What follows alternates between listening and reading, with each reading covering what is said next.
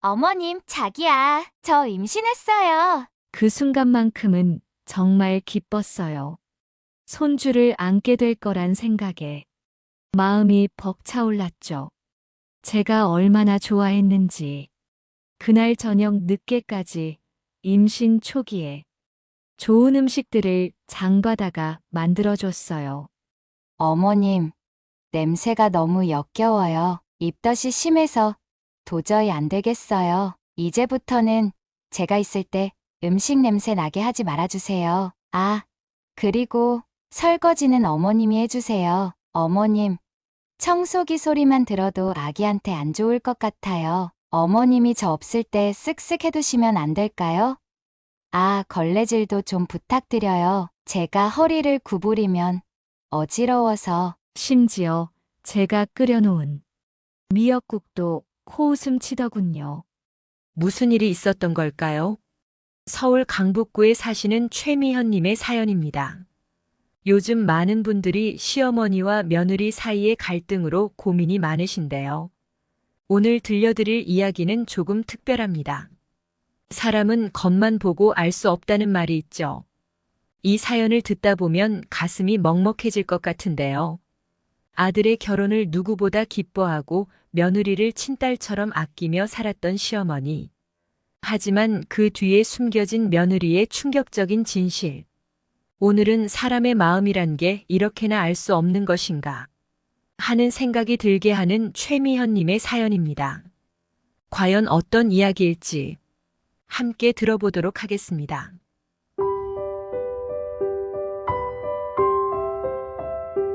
안녕하세요. 서울 강북구에 살고 있는 68세 최미현입니다. 매번 사연을 유튜브에서 듣기만 하다가 이렇게 제 이야기를 사연을 들려드리게 되는 날이 오네요. 요즘 들어 자주 생각해요. 내가 이런 이야기를 해도 될까? 하지만 저처럼 힘들어하는 분들에게 작은 위로라도 될 수 있다면, 또 누군가에겐 경각심이 될 수 있다면 하는 마음으로 말씀드리려고 해요. 이야기를 시작하기 전에 제 이야기가 마음에 와닿으신다면 댓글로 위로도 조언도 해주시면 감사하겠습니다. 우리 동네는 아직도 비만 오면 골목길이 질척거려요. 예전엔 더했죠. 제가 어렸을 때는 장마철만 되면 온 동네가 물바다가 됐어요. 강북구 언덕배기에 작은 단칸방. 지금도 눈을 감으면 그때 모습이 선명하게 떠올라요. 비가 조금만 와도 천장에서 뚝뚝 물이 떨어졌어요. 어머니는 밤새 방 구석구석에 대야를 놓고 물을 받으셨죠.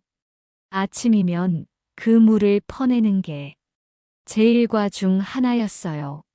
지금 생각하면 참 힘들었을 텐데, 그래도 그때가 좋은 기억으로 남아있어요. 우리 가족은 가난 속에서도 웃음만큼은 잃지 않았으니까요. 고등학교 졸업식 날이 떠오르네요. 친구들은 모두 대학 입학 준비로 들떠 있었어요. 저도 공부는 꽤 잘했거든요. 선생님께서 미현이는 꼭 대학에 가야 한다고 하셨는데, 졸업장을 받자마자 저는 공장으로 출근했어요. 봉제 공장이었는데 하루 종일 재봉틀 앞에 앉아 있다 보면 허리가 끊어질 것 같았죠. 그래도 월급날이면 얼마나 기뻤는지 몰라요. 첫 월급으로 어머니 손을 잡고 시장에 가서 오랜만에 고기를 사왔던 기억이 나요. 그 후로는 정말 안 해본 일이 없어요. 고깃집에서 서빙도 하고 식당 주방에서도 일했어요. 새벽에는 신문도 돌렸고요. 다리에 알이 배겨 절뚝거리면서도 하루도 쉬지 않았어요. 20살도 되기 전에 세상 물정을 다 배웠다고 자부했죠. 하지만 그때는 몰랐어요. 그게 진짜 세상 물정의 시작도 아니었단 걸. 27에 시집을 갔어요. 어머니 친구분의 소개였어요. 키도 크고 듬직해 보이는 사람이었죠. 처음엔 정말 기대에 부풀었어요. 이제 나도 평범한 가정을 꾸릴 수 있겠구나. 하는 생각에 설렜죠. 결혼식도 소박했지만 예쁘게 했어요. 하얀 웨딩드레스는 못 입어봤지만 분홍빛 한복을 입고 찍은 사진을 아직도 간직하고 있어요. 그런데 결혼 생활이란 게 겉보기와는 정말 달랐어요. 신혼 초에는 괜찮았는데 점점 남편은 집에 들어오지 않는 날이 많아졌어요. 술 냄새를 풍기며 들어오는 날이면 아침까지 잠을 설쳐야 했죠. 그러다 급기야 다른 여자가 생겼다는 소문이 들렸어요. 처음엔 믿지 않으려 했어요. 하지만 진실은 숨길 수 없더라고요. 결국 이혼을 하게 됐죠. 그때 민철이가 3살이었어요. 젊은 나이에 이혼녀가 되어 아이를 키우며 산다는 건 생각만 해도 숨이 막혔어요. 하지만 울 시간도 없었어요. 아침에 일어나면 민철이 분유부터 탈 생각에 바빴고 밤에 누우면 내일 벌어야 할 돈 걱정에 잠을 이룰 수가 없었으니까요. 그 즈음에 작은 음식점을 차렸어요. 어머니가 남겨주신 약간의 돈과 제가 모은 돈을 탈탈 털어서 무리하며 차렸어요. 새벽 4시면 일어나 시장으로 갔어요. 시장 바닥을 쓸고 다니면서 신선한 재료를 고르고 좋은 뼈를 얻으려고 정육점 아저씨한테 싹싹 빌며 비위도 맞췄죠. 하루 종일 고기 뼈를 고아서 국물을 내고 밤 12시가 넘어서야 가게 문을 닫았어요. 처음엔 손님이 없어서 얼마나 발을 동동 굴렸는지 몰라요. 하루 종일 문턱만 닫다가 들어가는 날도 많았죠. 그래도 포기하지 않았어요. 장사가 안 되는 날이면 레시피를 바꿔보고 새로운 반찬도 연구했어요. 그러다 손님들이 하나둘 늘어나기 시작했어요. 이 집 국물 맛있다 소문이 나면서부터였죠. 그제서야 조금 숨을 돌릴 수 있었어요. 그 와중에도 민철이는 정말 착하게 자랐어요. 다른 아이들은 학원에 가느라 바쁠 때 우리 민철이는 가게에서 숙제하고 있었죠. 초등학교 때부터 엄마, 내가 나중에 꼭 성공해서 엄마 편하게 해줄게요. 라는 말을 입에 달고 살았어요. 그 말을 들을 때마다 가슴 한쪽이 먹먹해졌어요. 어린 것이 무슨 걱정을 그리 많이 하나 싶어서요. 힘들어도 힘들단 말 한마디 못하고 살았는데 그 마음을 어떻게 알았을까. 그때마다 더 열심히 살아야겠다고 다짐했어요. 민철이가 대학교를 졸업하고 첫 직장에 취직했을 때 제 마음이 얼마나 뿌듯했는지 몰라요. 어릴 때부터 약속했던 대로 정말 열심히 공부해서 좋은 회사에 들어갔거든요. 첫 월급을 받아온 날, 민철이가 저를 비싼 식당에 데려갔어요. 엄마, 이제부터는 제가 엄마 책임질게요. 그 말을 하는데 눈물이 그렁그렁한 거예요. 저도 눈물이 났죠. 그동안 고생 많았던 우리 아들. 이제야 좀 편해질 수 있겠구나 싶었어요. 주아를 처음 만난 건 민철이가 직장 다닌 지 3년쯤 됐을 때예요. 민철이가 조심스럽게 데리고 왔는데 현관문을 열자마자 환하게 웃으면서 인사하더라고요. 어머님, 처음 뵙겠습니다. 하면서 예쁘게 꾸민 과일 바구니를 내밀었어요. 첫인상이 참 좋았어요.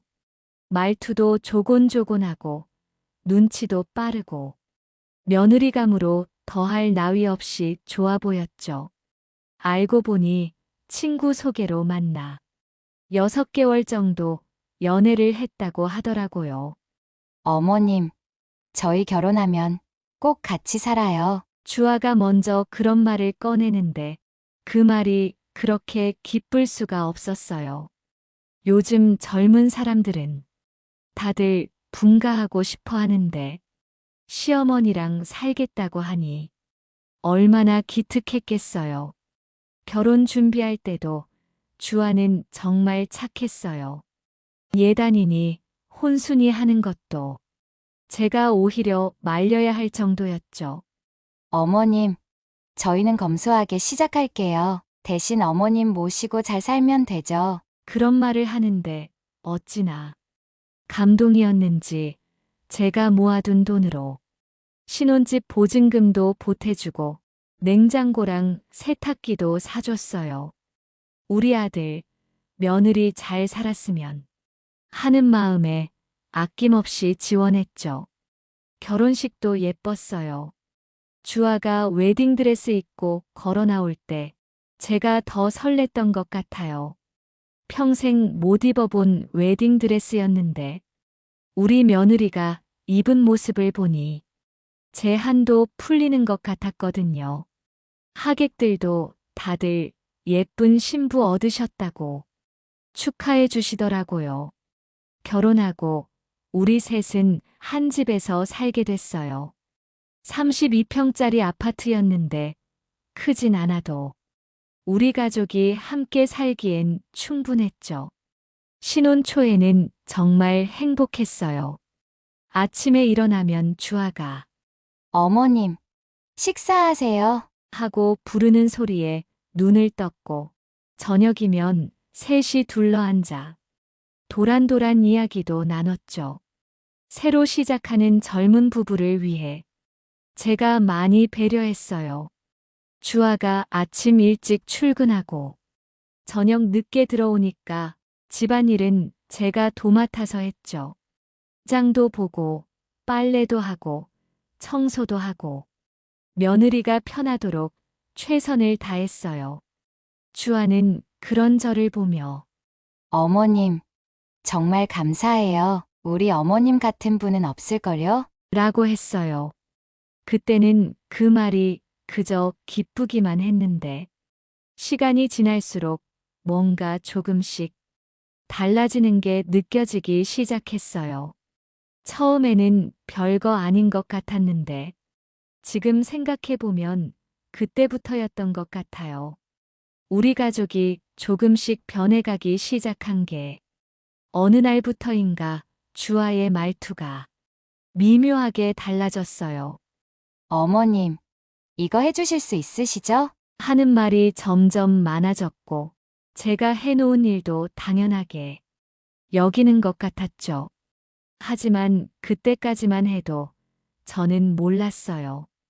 이게 앞으로 일어날 일들의 시작이라는 걸, 더 큰 아픔의 예고편이라는 걸. 처음에는 그냥 넘어갈 만한 일들이었어요. 이해할 만했죠. 주아가 회사에서 늦게 퇴근하고 들어오면 피곤할 테니까 빨래도 내가 하고 설거지도 내가 하면 되지. 그렇게 생각했어요. 아들, 며느리 둘 다 직장 생활하면서 바쁜데 이 정도쯤이야. 민철이가 퇴근하고 들어올 때면 주아는 달라졌어요. 자기야, 오늘도 피곤했지? 하면서 슬리퍼도 내어주고 물도 떠다 주고 저를 볼 때와는 전혀 다른 모습이더라고요. 민철이 앞에서는 우리 어머님이 얼마나 좋으신데요. 저는 어머님 같은 분 만나서 정말 복 받았어요. 이런 말을 하곤 했어요. 그 말을 들을 때마다 제 마음이 어땠는지 아세요? 가슴 한켠이 찝찝했어요. 시간이 지날수록 주아의 요구는 점점 더 많아졌어요. 어머님, 오늘 장 좀 봐주실 수 있으세요? 제가 회식이 있어서요.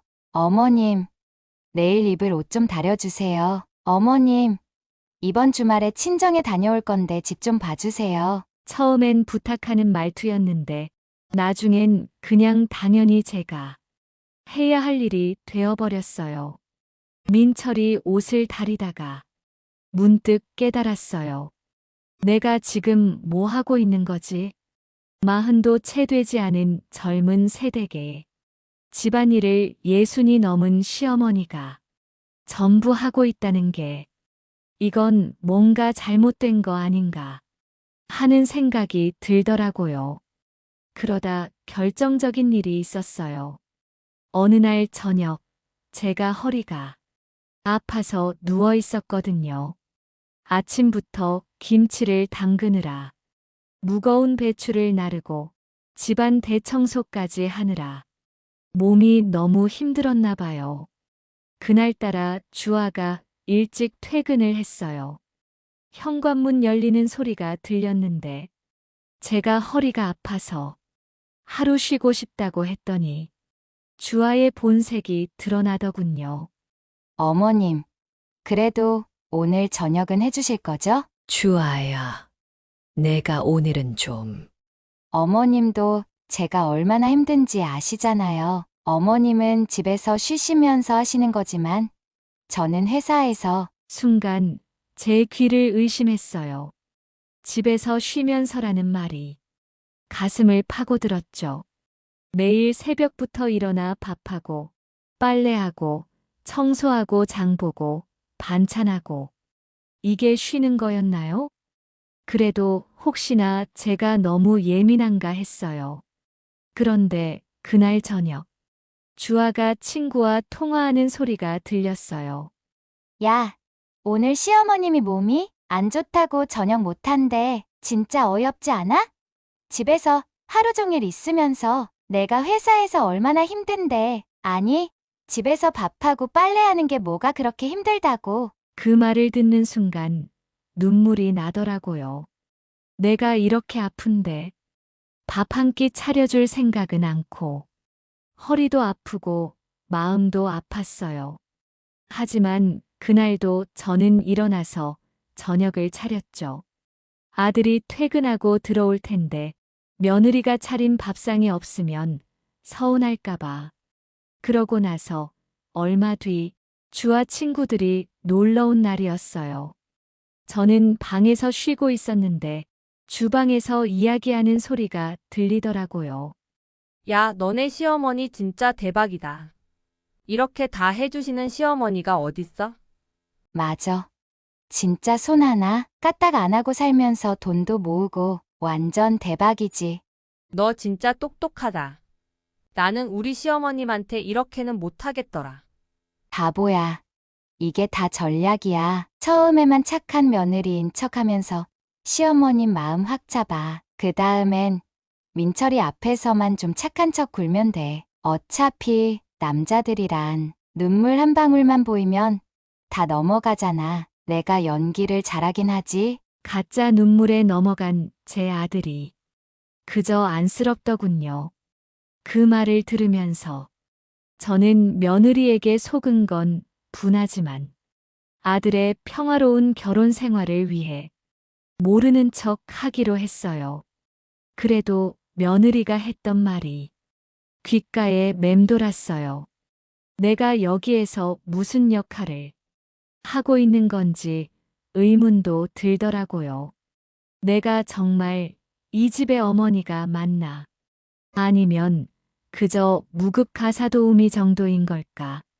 그러고 나서부터는 작은 일들이 전부 다르게 보이기 시작했어요. 아침에 일어나면 싱크대에 그대로 둔 설거지들, 쌓여있는 빨래들, 구석구석 쌓인 먼지들. 이제는 그냥 지나치지 못하게 되더라고요.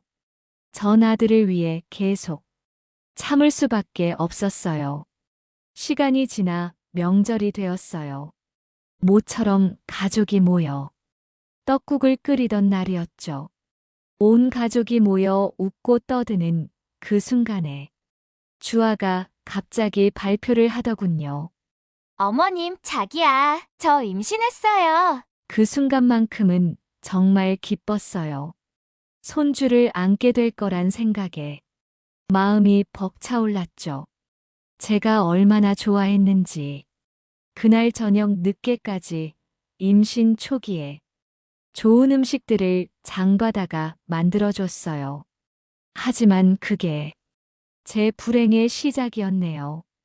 다음 날부터 주아의 태도가 180도 바뀌었어요. 마치 제가 이 집 머슴이 된 것처럼. 아니, 머슴보다도 못한 취급을 하기 시작했어요. 어머님, 냄새가 너무 역겨워요. 입덧이 심해서 도저히 안 되겠어요. 이제부터는 제가 있을 때 음식 냄새 나게 하지 말아주세요. 아, 그리고 설거지는 어머님이 해주세요. 어머님, 청소기 소리만 들어도 아기한테 안 좋을 것 같아요. 어머님이 저 없을 때 쓱쓱 해두시면 안 될까요? 아, 걸레질도 좀 부탁드려요. 제가 허리를 구부리면 어지러워서. 심지어 제가 끓여놓은 미역국도 코웃음 치더군요. 어머님, 이런 거 말고 프리미엄 산모식당에서 배달시켜 먹을래요. 어머님이 사주시는 거죠? 그러더니 급기야. 어느 날 저녁 주아가 민철이 퇴근하기 전에 제 방으로 찾아왔어요. 처음엔 조심스러운 척 했지만 말투에 깔린 속내는 너무나 뻔했죠. 어머님, 사실 드릴 말씀이 있어서요. 응, 무슨 일이니? 저기, 어머님이 식당 하실 때 돈 좀 모아두셨다고 하셨잖아요. 순간 등줄기가 서늘해졌어요. 민철 씨, 월급으로는 도저히 아기 준비를 할 수가 없어요. 유모차만 해도 300만 원은 기본이고 베네쩌 고리는 프랑스 브랜드로 맞춰야 하고. 어머님, 손주 예쁘게 키우고 싶으시죠? 제가 30년 동안 한 푼 두 푼 모아둔 돈을 이렇게 당당하게 요구하다니. 주아야, 그 돈은 나중에 너희 집 보증금으로 보태주려고. 어머님, 지금 제 말씀이 그렇게 못마땅하세요? 어차피 다 민철 씨 아기 위해서 쓰는 건데. 아, 혹시 어머님, 제가 임신한 게 못마땅하신 거예요? 그 순간 민철이가 들어오는 소리가 들렸는지 주아의 얼굴이 순식간에 바뀌더니 눈물을 글썽이며 제 손을 잡았어요. 어머님, 제가 너무 염치 없었죠? 죄송해요. 그냥 아기 생각하다 보니. 이중적인 모습에 치가 떨렸지만 참았어요. 그래도 뱃속의 아이는 제 손주일 테니까. 하지만 주아의 행동은 점점 더 이상해졌어요. 입덧이 심하다며 집에서는 밥도 못 먹는다더니 친구들과 술자리에서는 폭탄주를 돌리더군요. SNS에 임산부는 술을 마시면 안 된다는 글을 올리면서 뒤에서는 시어머니 잔소리라며 비웃는 것도 들었어요. 그러더니 결정적인 날이 왔죠. 민철이가 퇴근길에 주아의 통화를 우연히 듣게 됐다고 해요. 야, 이제 어떡하지? 솔직히 태어날 애가 민철이 애가 아닐 수도 있어. 뭐? 설마. 준석이랑? 응, 작년 회사 회식 때부터 사실 민철이는 그냥 등살에 돈 뜯어낼 만만한 타겟이었던 거야. 어차피 이혼하면 위자료에 양육비에 시어머니도 손주라고 생각하니까 돈도 순순히 내놓을 거고. 아들의 눈에서 눈물이 하염없이 흘렀어요. 엄마, 미안해요. 그동안 제가 너무 바보였어요. 아이, 민철아. 엄마, 전 이제 어떡하죠? 이렇게 처음부터 끝까지 다 계획된 거였다니.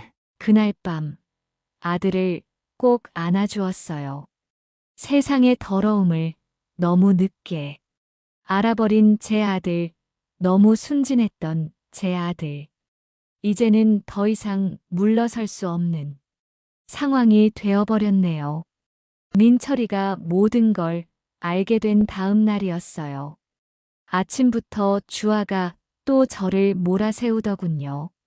어머님, 이제 곧 출산인데 제가 있는 방은 너무 좁아요. 어머님이 작은 방으로 옮기시고 저희가 거기서 살면 안 될까요? 아기 용품도 놓아야 하고. 전 더는 참을 수가 없었어요. 주아야, 네, 어머님. 아기. 정말 민철이 아이 맞니? 순간 주아의 얼굴이 하얗게 변했어요. 하지만 이내 표정을 바꾸더니 눈물을 글썽이며 말하는 거예요. 어머님, 어떻게 그런 말씀을 저를 이렇게도 미워하세요? 그때 민철이가 방에서 나왔어요. 손에는 휴대폰이 들려 있었죠. 거짓말 그만해. 네가 준석이랑 한 모든 통화 문자 다 증거로 남겨뒀어. 주아의 얼굴이 순식간에 일그러졌어요. 당신이 감히 내 휴대폰을. 아파요. 당신들 때문에 아기가. 더 충격적인 건 그 연기하는 모습을 주아가 몰래 찍어서 SNS에 올린 거였어요. 임산부를 이렇게 괴롭히는 시어머니와 남편 도와주세요. 얼마나 뻔뻔한지. 그때 민철이가 또 다른 증거를 내밀었어요. 준석이한테서 받은 거야. 네가 처음부터 계획한 것들. 내 돈 뺏을 계획. 심지어 내 아들이라고 속이고 준석이 아이를 임신한 것까지. 전부 다 증거가 있어. 주아는 순간 돌변했어요. 그래, 맞아. 내가 처음부터 당신 돈 노리고 접근한 거야. 어머님도 돈 많이 모아놨다고 해서 이 구질구질한 집에서 연기하느라 얼마나 힘들었는데. 주아야, 아버님 돌아가시고 힘들어하는 민철 씨가 얼마나 만만한 표적인지 알아요? 효자 코스프레만 하면 완전 호구처럼 넘어오는데 어머님도 마찬가지였죠. 우리 며느리 하면서 저한테 다 바치시고. 그 말을 듣는데 온몸이 떨렸어요. 이런 사람을, 이런 악마 같은 사람을 제가 내 며느리라고, 내 딸이라고 생각하고 있었다니. 근데 뭐 이제 다 들통났네. 그래도 난 임산부예요. 위자료에 양육비에 당신이 평생 갚아도 못 갚을 돈 내놓으셔야 될 텐데. 민철이가 차갑게 말했어요. DNA 검사 결과도 나왔어. 이미 고소장도 준비됐고. 넌 위자료는커녕 사기 결혼에 대한 책임을 져야 할 거야. 주아의 얼굴이 새하얘졌어요. 이게 무슨 DNA 검사는 또 어떻게. 주아의 다리에 힘이 풀리는 게 보였어요. 민철이가 서류 뭉치를 꺼내더니 테이블 위에 팽개쳤죠. 준석이가 전부 불었어. 내가 어떻게 계획적으로 접근했는지. 심지어 임신하고 나서 메시지로 자랑했다며? 이제 이 집 돈 다 내 거야. 민철이 같은 호구만 있으면 인생 대박이지 이런 거. 그건 농담이었던 건데. 이것도 농담이야? 내가 친구한테 보낸 메시지잖아. 어차피 이혼하면 위자료에 양육비에 시어머니도 손주라고 믿으니까 적금 탈 때까지 기다릴 필요도 없어. 바보들은 돈 뜯어내기 쉽지 않아? 주아가 갑자기 무릎을 꿇더니 제 다리를 붙잡았어요. 어머님, 제가 잘못했어요. 한 번만 봐주세요. 제가 어떻게 사과하면. 얼마나 위선적인지 방금 전까지 저희를 바보, 호구라고 했던 입으로 또 연기를 하고 있더군요. 놓으세요. 어머님, 저 진짜 반성하고 있어요. 앞으로는. 반성은 교도소에 가서 하시죠. 민철이의 말에 주아가 벌떡 일어났어요. 교도소라고요? 당신들 미쳤어요. 내가 경찰에 신고할 거예요. SNS에도 올릴 거고. 임신한 여자를 이렇게 괴롭히면. 그때였어요. 경찰 2명이 들어왔어요. 알고 보니 민철이가 이미 다 준비해뒀던 거예요. 사기 결혼에 사기 임신, 그리고 갈취 미수까지 증거도 다 있고 공범인 준석 씨 자백도 확보했습니다. 이제 저희랑 가시죠. 주아는 마지막까지도 소리를 질렀어요. 이럴 순 없어요. 내가 얼마나 고생했다고. 이 더러운 집에서 연기하느라 돈도 못 뺐고 이렇게 끝나다니. 어머님이라도 날 좀 봐주세요. 뱃속의 아이는 경찰이 주아를 데리고 나가는 걸 보면서 울컥했어요.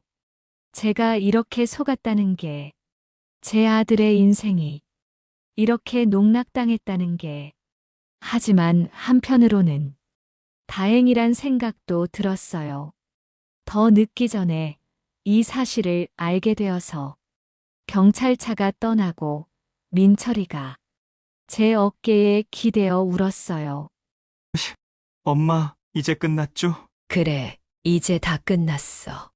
그날 밤 오랜만에 민철이가 제 방에서 잠들었어요. 마치 어렸을 때처럼요. 아들의 잠든 얼굴을 보면서 생각했어요. 이제 새로 시작이구나. 우리 둘이서 다시 시작하는 거야. 이혼 소송은 생각보다 빨리 끝났어요. 증거가 너무나 명백했거든요. 법원에서도 주아의 계획적인 사기 결혼과 갈취 시도를 모두 인정했죠. 주아는 위자료는커녕 사기 혐의로 실형을 선고받았어요. 그 와중에도 주아 친정에서는 연락이 왔더군요. 우리 딸이 얼마나 착한 앤데 돈으로 해결하면 안 될까요? 하지만 이번엔 제가 단호했어요. 죄송하지만 이건 돈으로 해결될 일이 아닙니다. 당신 딸이 제 아들 인생을 망치려 했어요. 어떻게 그걸 돈으로 때우자고 하시는 거죠? 모든 일이 마무리되고 나서 민철이가 제 손을 잡더군요. 엄마, 그동안 엄마 마음도 모르고 주아 편만 들어서 죄송해요. 제가 엄마 속도 모르고. 아니야. 민철아, 엄마도 미안해. 좀 더 일찍 말했어야 했는데. 엄마도 너 상처받을까 봐 말을 못했던 거야. 요즘은 민철이가 많이 달라졌어요. 아침에 일어나면 먼저 제 방부터 들여다보고 퇴근할 때는 저를 위해 작은 선물도 사오곤 하죠. 얼마 전에는 엄마, 이제 제가 엄마 평생 모실게요. 그동안 제가 너무 모르고 살았어요. 엄마가 얼마나 힘드셨을지. 그 말을 듣는데 코끝이 찡해지더라고요. 평생 키운 아들이 이제야 정말 어른이 된 것 같아서요. 민철이는 시간이 지나면서 점차 안정을 되찾았고 지난달부터는 새로운 인연을 만나고 있어요. 이번에는 제가 먼저 찾아봤죠. 어떤 사람인지, 어떤 집안인지. 물론 민철이는 투정을 부리더군요. 엄마, 너무 신경 쓰지 마세요. 제가 이번에는 잘할게요. 하지만 전 압니다.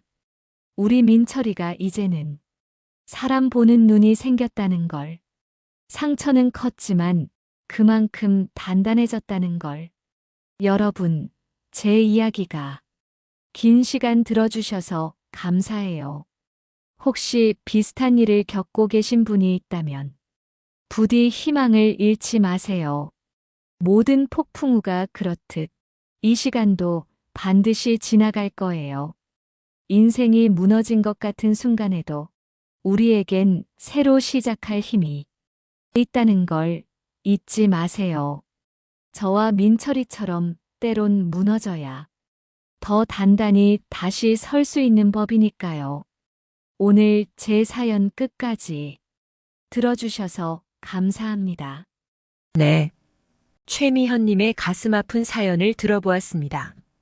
사랑하는 아들의 행복을 위해 모든 걸 참아내셨던 어머니. 그리고 그런 어머니의 마음을 이용하려 했던 며느리. 우리 인생에서 가장 소중한 것은 과연 무엇일까요?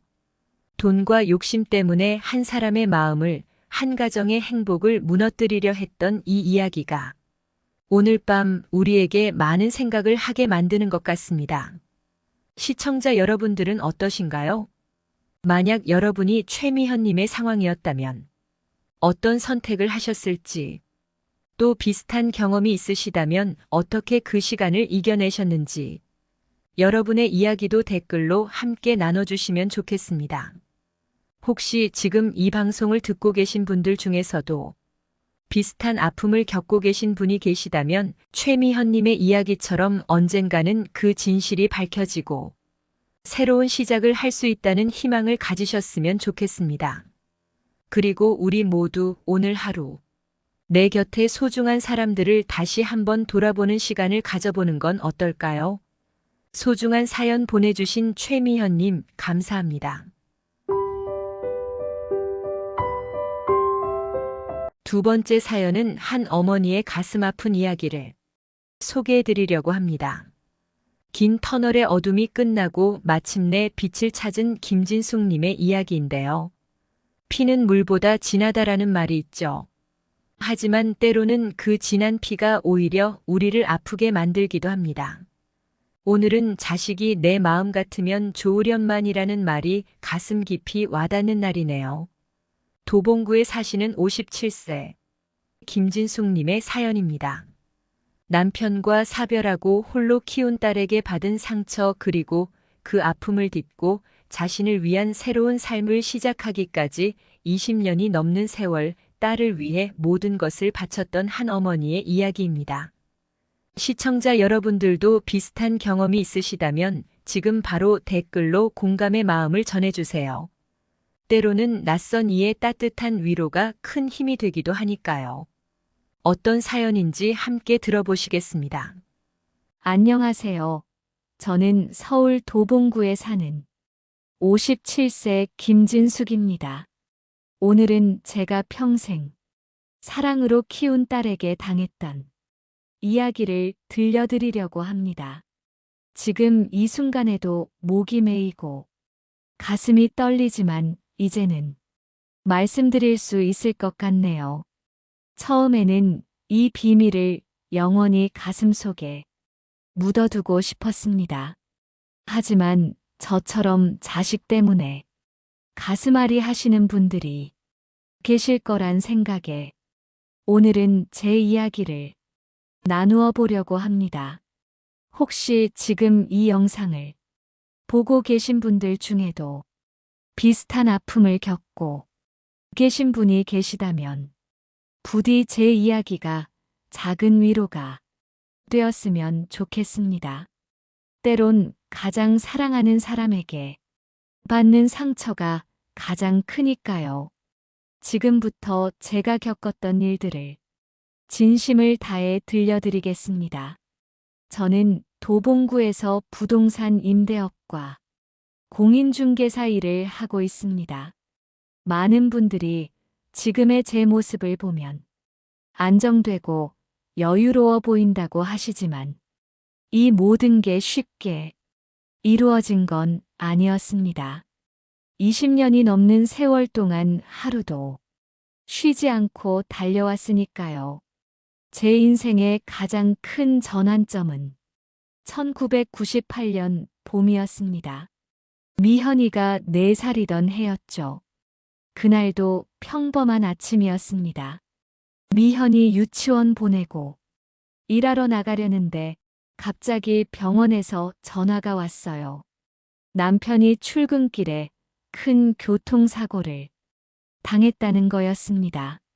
그 순간 다리에 힘이 쭉 빠지더군요. 택시를 잡아타고 정신없이 달려갔습니다. 중환자실 앞에서 3시간을 기다렸죠. 의사 선생님 말씀으로는 대형 트럭이 신호를 위반해서 남편 차를 들이받았다고 했어요. 기적적으로 살아계시긴 했지만 이미 위험한 상태였습니다. 마지막으로 남편을 볼 수 있었던 건 사고 나고 5시간 뒤였어요. 의식이 거의 없는 상태였는데도 제 손을 꼭 잡더군요.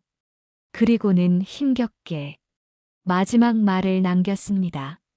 여보, 우리 미현이 잘 부탁해. 당신만 믿어. 그 말을 끝으로 남편은 영원히 눈을 감았습니다. 장례식도 제대로 치를 겨를이 없었어요. 당장 내 살배기 아이를 키워야 했으니까요. 보험금으로 받은 3천만 원으로는 길어야 2년 정도 겨우 버틸 수 있을 것 같아 눈물을 훔치고 바로 일을 시작했죠. 처음에는 정말 막막했습니다. 어린이집 원비도 빠듯했고 월세 내기도 버거웠으니까요. 아는 언니의 소개로 부동산 중개업을 시작했어요. 처음에는 정말 아무것도 몰랐습니다. 하다못해 등기부등본 보는 법도 모르고 시작했죠. 밤늦게까지 공부하고 틈틈이 공인중개사 시험 준비도 했어요. 아침 6시면 일어나서 미현이 어린이집 준비시키고 7시에 데려다주고 그러고는 밤 9시, 10시까지 일했습니다. 주말에도 쉬지 못했어요. 집주인들은 주말에만 시간 된다고 하고 매수자분들도 주말에만 볼 수 있다고 하니까요. 그래도 미현이 생각하면 힘들다는 생각이 들지 않았습니다. 그저 함께하는 시간이 많이 없어져 미안한 마음이었지만 딸의 미래를 생각해 오히려 더 열심히 해야겠다는 의지가 불타올랐죠. 남편이 마지막으로 당부했던 말도 가슴에 새기면서 버텼고요. 5년 정도 지나니까 조금씩 자리를 잡기 시작했어요. 거래처도 늘어나고 단골 고객님들도 생겼죠.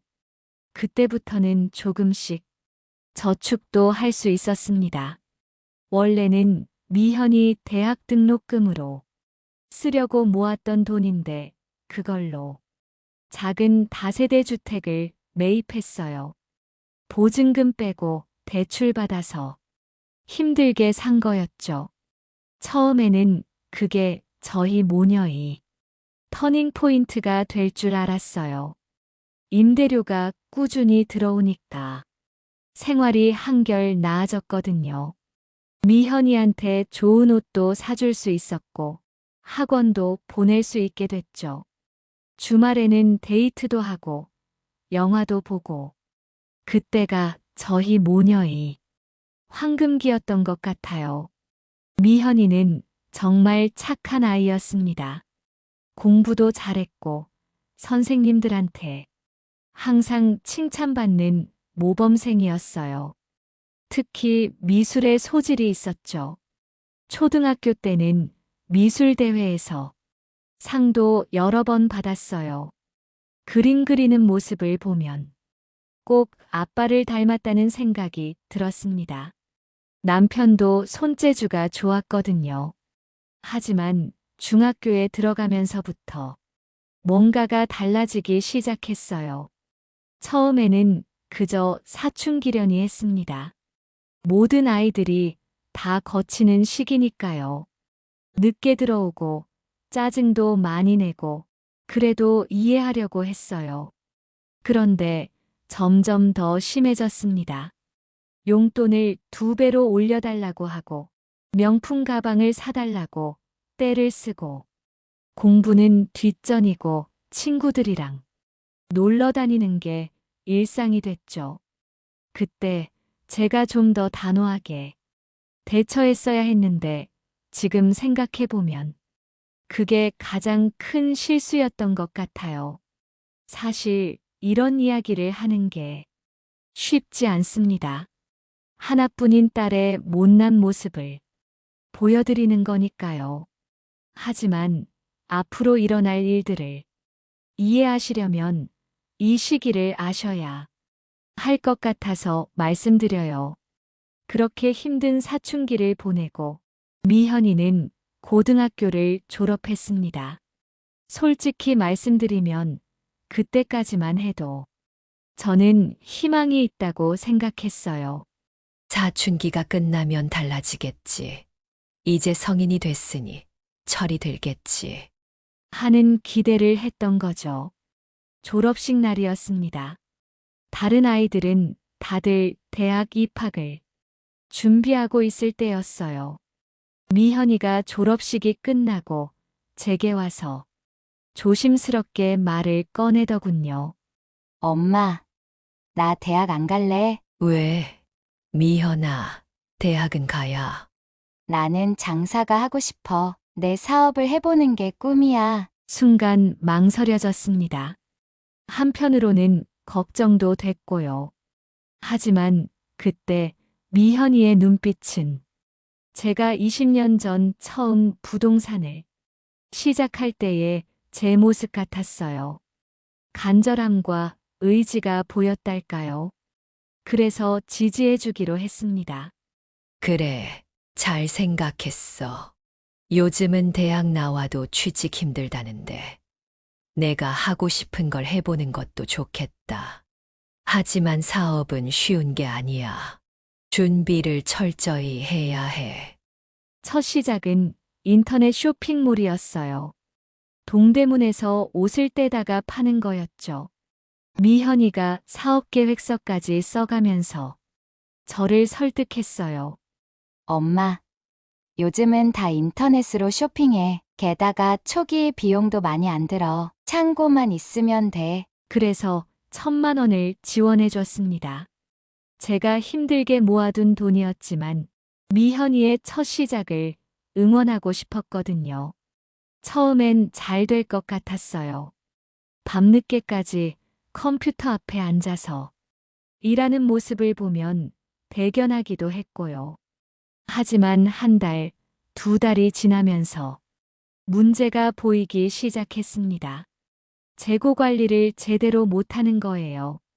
팔리지 않는 옷은 쌓여만 가고 인기 있는 상품은 늘 품절. 게다가 반품 처리도 제때 못하고 손님들 문의에도 제대로 답을 못했죠. 결국 석 달 만에 1,000만 원을 모조리 날렸습니다. 그래도 저는 괜찮다고 생각했어요. 실패해도 경험이 될 테니까요. 그런데 그때부터 미현이가 이상한 친구들과 어울리기 시작했어요. 밤늦게 들어오고 비싼 옷을 사 입고 명품 가방을 메고 다니더라고요. 두 번째 도전은 카페였습니다. 이번에는 2,000만 원을 달라고 하더군요. 엄마, 이번에는 진짜 잘 될 것 같아. 요즘 카페가 대세야 거기다. 내가 위치도 완벽하게 봐놨어. 망설였지만 또 지원했습니다. 어쩌면 이번에는 성공할 수도 있겠다 싶었거든요. 카페 인테리어도 예쁘게 했고 처음에는 손님도 제법 있었어요. 하지만 시간이 지날수록 적자가 쌓여갔습니다. 인건비, 임대료, 재료비 감당이 안 되더군요. 6달 만에 문을 닫았습니다.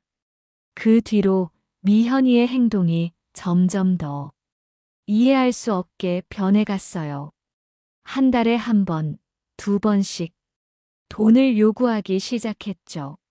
처음에는 100만 원, 그 다음엔 200만 원. 금액이 점점 늘어났어요.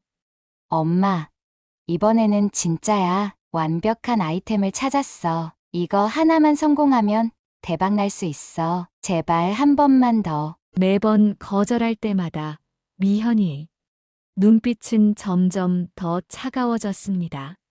더 이상은 안 된다고, 이제는 내 힘으로 해보라고 했더니 엄마는 나를 믿지도 않네. 내가 얼마나 노력하고 있는지는 보지도 않고. 그동안 엄마가 돈 벌 수 있었던 것도 다 나 때문이잖아. 내가 없었으면 엄마가 그렇게 열심히 일했겠어? 엄마 재산 다 내 거나 마찬가지 아니야. 그 말은 정말 제 심장을 찔렀습니다. 20해 넘게 이 아이를 위해 살아온 저였는데 그 세월이 한순간에 무너지는 것 같았어요. 눈물이 나려는 걸 꾹 참으며 말했습니다. 미현아, 엄마는 널 위해서라면 뭐든 할 수 있어. 하지만 이건 너를 위한 게 아니야. 내가 스스로 설 수 있게 되는 게 중요해. 그 말이 끝나기도 전에 미현이는 현관문을 쾅 닫고 나가버렸어요. 그때는 몰랐습니다. 그게 우리 모녀의 평화로운 날들의 마지막이 될 거라는 걸. 그리고 미현이가 그동안 얼마나 무서운 계획을 세우고 있었는지도 전혀 알지 못했죠. 그렇게 미현이가 집을 나간 후 저는 매일 밤 딸아이의 방을 들여다보며 한숨만 쉬었습니다. 전화도 오지 않고 문자도 읽지 않더군요. 그래도 시간이 지나면 달라지겠지 하는 마음으로 기다렸습니다. 한 달쯤 지났을까요? 어느 날 중개 사무실로 낯선 남자들이 찾아왔습니다. 처음에는 손님인 줄 알고 반갑게 맞이했죠. 그런데 그들의 말투가 심상치 않았습니다. 김미현 씨 어머님 되시죠? 따님이 저희한테 빌린 돈이 있습니다. 순간 머리가 하얘졌어요. 그들이 내민 차용증에는 미현이 서명과 함께 5천만 원이라는 숫자가 적혀 있었습니다. 이자가 한 달에 20%, 3개월치가 밀려 있다고 하더군요. 어머님, 따님은 연락도 안 받고 있습니다. 이제 어머님이 책임지셔야죠. 우리가 딸 하나 키우는데 얼마나 들어가는지 잘 아시잖아요? 그들의 말투에는 은근한 협박이 깔려 있었습니다. 제 가게 앞에서 하루 종일 서성이기도 하고 가끔은 집 앞까지 찾아와서 큰 소리를 치기도 했죠. 결국 제가 가지고 있던 적금을 해약해서 2천만 원을 갚았습니다. 나머지는 제 딸이 책임져야 합니다. 더 이상은 제가 해결해 줄 수 없어요. 그날 밤 집으로 돌아와서 한참을 울었습니다. 거실 바닥에 주저앉아 생각했죠. 내가 어디서부터 잘못한 걸까? 왜 우리 모녀가 이렇게 됐을까? 남편이 하늘나라에서 이런 모습을 본다면 얼마나 가슴 아파할까? 그런 생각을 하니 더욱 서러웠습니다. 그런데 이게 끝이 아니었어요. 일주일 후 이번에는 다른 사채업자들이 찾아왔습니다. 액수는 더 컸죠. 8천만 원. 미현이는 여기저기서 돈을 빌려 주식 투자를 했다고 합니다. 하지만 모두 실패했고 빚은 눈덩이처럼 불어나고 있었죠. 제가 돈을 더 갚아주지 않자 이번에는 미현이가 직접 찾아왔어요. 6개월 만에 보는 얼굴이었는데 너무 달라져 있었습니다. 말라깽이가 된 얼굴, 충혈된 눈. 제 딸이 맞나 싶을 정도였어요. 엄마, 어떻게 나를 이렇게 외면할 수 있어? 그깟 돈 때문에 날 버리는 거야? 그 말이 저를 더욱 아프게 했습니다. 돈이 문제가 아니었는데, 딸의 미래가 걱정됐던 거였는데, 미현아, 이건 널 버리는 게 아니야. 내가 스스로의 잘못을. 잘못! 내가 뭘 잘못했는데? 엄마가 도와주지 않으니까 이렇게 된 거잖아. 엄마는 그렇게 돈이 좋아? 재산 지키는 게 그렇게 중요해. 미현이는 제 말이 채 끝나기도 전에 소리를 질렀어요. 눈가에 눈물이 고여 있었지만 그 눈빛은 차가웠습니다. 마치 원수를 보는 것 같은 그런 눈빛이었죠. 알았어. 기억해. 엄마가 나를 버린 거 두고 봐. 내가 어떻게 되는지. 그 말을 남기고 미현이는 다시 사라졌습니다. 그때는 몰랐어요. 이 말이 단순한 위협이 아니었다는 걸. 미현이가 저를 향해 끔찍한 계획을 세우고 있다는 걸. 그저 시간이 지나면 마음을 잡고 돌아올 거라 믿었던 제가 너무나 어리석었습니다. 사채업자들의 방문은 계속됐고 결국 제가 가지고 있던 전세 보증금까지 빼서 일부를 변제했습니다. 하지만 그들의 등살에 시달리며 점점 제 일상도 무너져 갔어요. 부동산 일도 제대로 할 수 없었고, 밤에는 불안해서 잠도 못 이뤘죠. 그렇게 2년이라는 시간이 흘렀습니다. 미현이의 소식은 가끔 지인들을 통해 듣곤 했어요.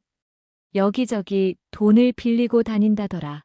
이상한 사람들과 어울린다더라. 그런 소식들이 들려올 때마다 가슴이 찢어지는 것 같았습니다. 그러던 어느 날 오랜만에 미현이한테서 연락이 왔어요. 보고 싶다고, 엄마랑 화해하고 싶다고. 그 문자를 받았을 때 얼마나 기뻤는지 모릅니다. 하지만 그때는 미처 알지 못했죠. 이것이 제 딸이 준비한 끔찍한 함정의 시작이라는 걸. 그렇게 2년이라는 시간이 흘렀습니다.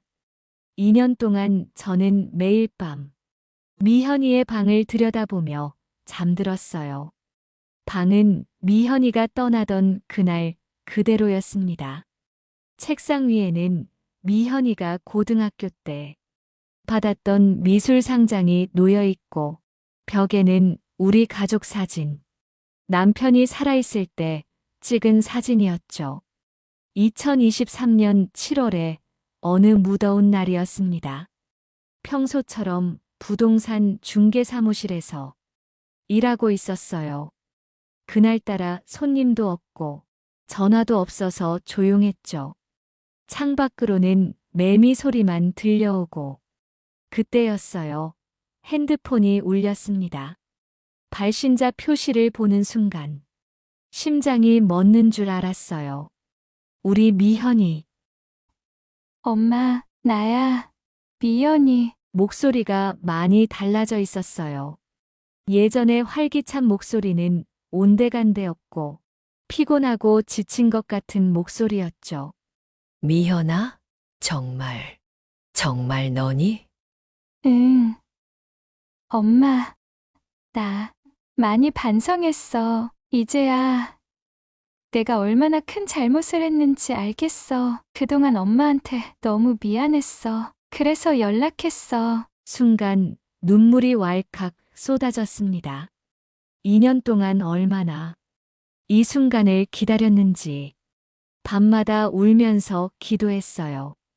제발 우리 미현이가 잘못된 길로 가지 않게 해주세요. 언젠가는 돌아오게 해주세요. 그래, 우리 딸.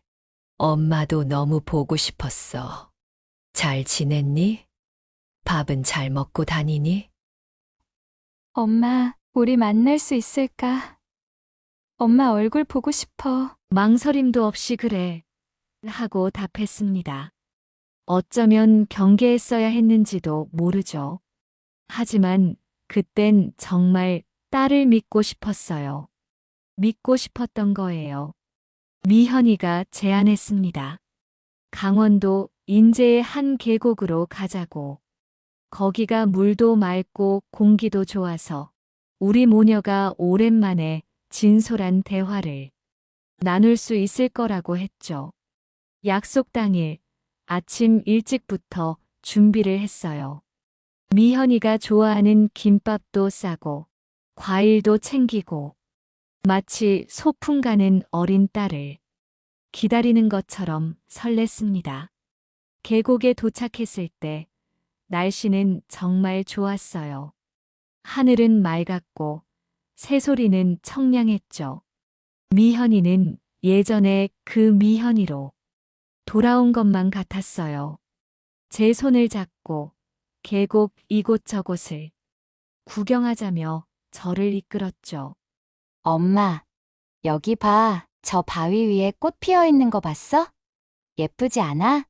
그래, 정말 예쁘구나. 점심으로 제가 싸온 김밥을 먹었어요. 미현이는 어릴 때처럼 맛있다고 하면서 개걸스럽게 먹더군요. 그 모습을 보는 것만으로도 행복했습니다. 엄마, 김밥 진짜 맛있다. 이거 먹으니까 초등학교 때 생각나. 그래. 엄마가 더 싸울 걸 그랬네. 오후가 되자 미현이가 제안했어요. 저 위쪽으로 올라가 보자고. 전망대가 있는데 거기서 보는 경치가 장관이라나요. 조금 가파른 길이었지만 미현이와 함께라면 어디든 갈 수 있을 것 같았죠. 한참을 올라가다 보니 정말 전망대가 나왔어요. 아래로는 계곡이 굽이쳐 흐르고 저 멀리로는 산들이 병풍처럼 둘러싸여 있었죠. 숨도 차고 해서 잠시 경치를 구경하며 쉬고 있었어요. 엄마, 미현이가 불렀습니다. 고개를 돌려 미현이를 봤을 때 순간 등골이 오싹해졌어요. 미현이의 눈빛이 너무나 차가웠거든요. 제가 알던 그 따뜻한 눈빛이 아니었어요. 엄마가 그렇게 아끼던 재산 이제 내 거야. 그동안 날 버린 대가를 치르는 거야. 미안해. 그 말을 끝으로 미현이의 손이 제 등을 강하게 밀었습니다. 허공을 날아가는 순간 이상하게도 많은 생각이 스쳐 지나갔어요. 미현이가 3살 때 처음 걸음마를 하던 모습, 초등학교 입학식 날 예쁜 원피스를 입고 활짝 웃던 모습, 중학교 때 미술상을 받고 좋아하던 모습, 그리고 마지막으로 남편의 얼굴이 보였어요. 차가운 계곡물 속으로 떨어지면서도 저는 여전히 미현이를 걱정했어요. 이 아이가 이런 짓을 하고 나면 앞으로 어떻게 살아가야 하나. 그런 어리석은 생각을 하고 있었죠. 물속은 생각보다 더 차가웠어요. 7월이었는데도 이가 부딪힐 정도로 찼습니다. 숨을 쉴 수가 없었어요. 물살은 거세게 저를 휘감아 돌았고 바위에 부딪힐 때마다 온몸이 아파왔죠. 필사적으로 물 위로 올라오려고 했지만 힘이 점점 빠져나가는 게 느껴졌어요. 의식이 흐려질 때쯤 누군가가 제 팔을 잡아당기는 것이 느껴졌습니다. 나중에 알고 보니 근처에서 물놀이 하시던 3분이 계셨더라고요. 그분들이 제 비명을 듣고 달려와 주신 거였어요. 구조대원들이 도착했을 때는 이미 미현이의 모습은 보이지 않았습니다.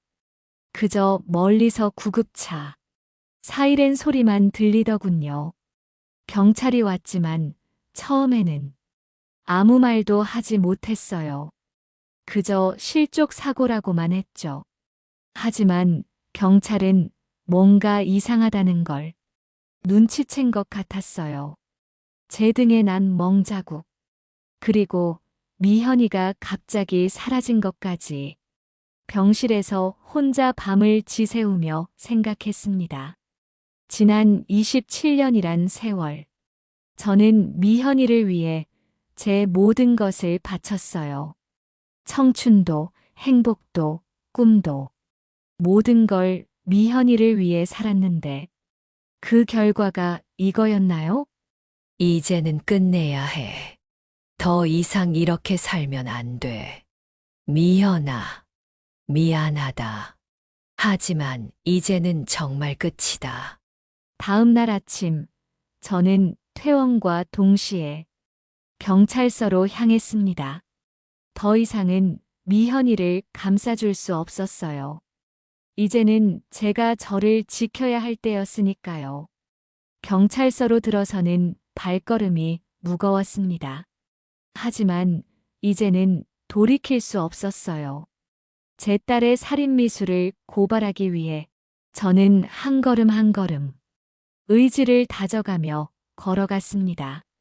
경찰서에서의 진술은 제 인생에서 가장 힘든 순간 중 하나였습니다. 담당 형사님 앞에 앉아서 제 딸에 대한 이야기를 하는 것, 어머니로서 할 수 있는 가장 가슴 아픈 일이었죠. 김미현은 제 딸입니다. 그리고 그 아이가 저를 살해하려 했습니다. 이 한마디를 하는 데만 10분이 걸렸어요. 목이 메어서 말이 나오지 않았거든요. 형사님은 천천히 기다려 주셨습니다. 그리고 제가 진정될 때까지 물도 가져다 주시고 참 따뜻한 분이었어요. 그렇게 시작된 진술은 꼬박 5시간이 걸렸습니다. 처음 미현이가 사업에 실패하고 방황하기 시작한 순간부터 사채 문제, 그리고 그날의 일까지 모든 것을 이야기했어요. 형사님은 제 이야기를 듣고 나서 말씀하셨습니다. 어머님, 정말 힘드셨겠습니다. 하지만 이번 일은 단순한 가정사가 아닙니다. 존속살해미수라는 중대한 범죄예요. 저희가 반드시 수사하겠습니다. 수사는 빠르게 진행됐어요. CCTV에는 미현이와 제가 만나는 장면이 찍혀 있었고, 미현이의 휴대폰에서는 충격적인 내용들이 발견됐다고 해요. 보험금을 노리고 범행을 계획했다는 증거였죠. 제가 몇 년 전 가입한 생명보험. 미현이가 그걸 노리고 있었던 거예요. 한 달 뒤 미현이는 체포됐습니다. 강원도의 한 모텔에 숨어 지내고 있었더군요. 체포 당시 미현이는 제정신이 아니었다고 합니다. 술에 취해 있었고 도박 사이트에 접속한 채로 첫 재판이 열린 날 저는 법정에 증인으로 섰습니다. 피고인석에 앉아있는 미현이를 보는 순간 눈물이 왈칵 쏟아졌어요. 푸석푸석하게 말라버린 얼굴, 초점 잃은 눈빛, 그 모습이 너무 안타까웠습니다. 검사님이 물으셨어요. 피해자와 피고인의 관계는 어떻게 되십니까? 제 딸입니다. 그날의 상황을 자세히 설명해 주시겠습니까? 떨리는 목소리로 그날의 일을 설명했습니다. 법정 안은 깊은 침묵에 빠졌어요. 판사님의 표정도 굳어져 있었죠. 미현이의 변호사가 반박했습니다. 우발적인 일이었다고, 계획된 범행이 아니었다고. 하지만 증거는 명백했어요. 보험 가입 내역, 조회 기록, 계곡 지형에 대한 사전 조사, 그리고 미현이의 휴대폰에 남아있던 메모들. 최후 변론에서 미현이가 울면서 말했습니다. 죄송합니다. 엄마. 정말 미안해요. 제가 악마였어요. 돈이 눈앞을 가려서 이성을 잃었어요. 판사님은 미현이를 똑바로 쳐다보며 말씀하셨습니다. 피고인 김미현, 당신의 행위는 단순한 법적 문제를 넘어섰습니다. 어머니를 해치려 했다는 것은 인간으로서의 기본적인 도리마저 저버린 것입니다. 더구나 보험금을 노린 계획적 범행이었다는 점에서 그 죄질이 매우 무겁습니다. 결국 미현이는 징역 5년을 선고받았습니다. 교도소로 이송된 후 미현이는 매달 편지를 보내왔어요. 처음에는 읽지 않았습니다. 하지만 어느 날 용기를 내어 한 통을 펼쳐봤어요. 사랑하는 엄마께, 엄마. 저는 이제야 제가 얼마나 끔찍한 죄를 지었는지 깨달았습니다. 돈에 눈이 멀어 세상에서 가장 소중한 사람을 해치려 했던 제가 이제는 매일 밤 악몽에 시달립니다. 엄마가 물속으로 떨어지는 장면이 제 속꿈에 나와요. 엄마가 저를 위해 해주신 모든 것들이 이제야 마음에 와닿습니다. 아빠가 돌아가시고 혼자서 저를 키우시느라 얼마나 힘드셨을지. 그 세월 동안 엄마는 단 한 번도 저를 원망하지 않으셨는데 제가 엄마를 용서받을 자격이 없다는 걸 알아요. 그래도 이 편지 한 통만이라도 읽어주셨으면 합니다. 정말 죄송합니다. 엄마. 편지를 다 읽고 나서 한참을 울었습니다. 하지만 답장은 하지 않았어요. 할 수가 없었어요. 미현이를 미워해서가 아니라 이제는 정말 끝내야 한다고 생각했기 때문입니다. 교도소에서 미현이는 상담 치료도 받고 직업 훈련도 받는다고 해요. 언젠가는 좋은 사람으로 변할 수 있겠죠. 하지만 저와 미현이의 모녀 관계는 이제 돌이킬 수 없을 것 같습니다. 제 마음은 이미 산산조각 났으니까요. 깨진 거울은 아무리 붙여도 그 균열이 보이는 것처럼 우리의 관계도 이제는 돌이킬 수 없는 강을 건넌 것 같아요. 가끔 밤에 잠이 오지 않을 때면 생각합니다. 내가 잘못한 걸까? 더 따뜻하게 해줬어야 했나? 하지만 이내 고개를 젓게 돼요. 이제는 저도 저를 위해 살아야 할 때니까요. 그 사건이 있고 나서 저는 한동안 깊은 우울에 빠졌습니다. 집에만 머물러 있었죠. 부동산 일도 못했어요. 손님이 오면 어떻게든 응대는 했지만 적극적으로 발품을 팔거나 발로 뛰는 일은 할 수가 없었어요. 밤마다 악몽에 시달렸고 특히 계곡물 소리만 들어도 온몸이 떨렸습니다. 하지만 이렇게 계속 살 수는 없었어요. 어느 날 아침 문득 남편의 사진을 보다가 생각했습니다. 여보, 이렇게 살면 안 되겠죠? 이제는 제가 저를 위해 살아보려고 해요. 처음으로 시작한 건 심리 상담이었어요. 전문가의 도움이 필요하다고 생각했거든요. 매주 한 번씩 상담을 받으면서 조금씩 마음의 안정을 찾아갔습니다. 상담사 선생님이 알려주신 말씀이 아직도 기억에 남아요. 진숙 씨, 당신은 지금까지 너무 오래 달려왔어요. 이제는 잠시 멈춰서서 당신을 위한 시간을 가져보는 게 어떨까요? 그 말씀을 듣고 많이 울었습니다. 그동안 저는 딸을 위해 또 살아남기 위해 너무 바쁘게 달려왔던 거예요. 제 자신을 돌아볼 겨를도 없이.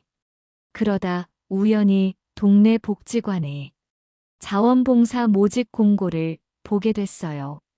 독거노인분들께 반찬을 만들어 배달하는 봉사활동이었죠.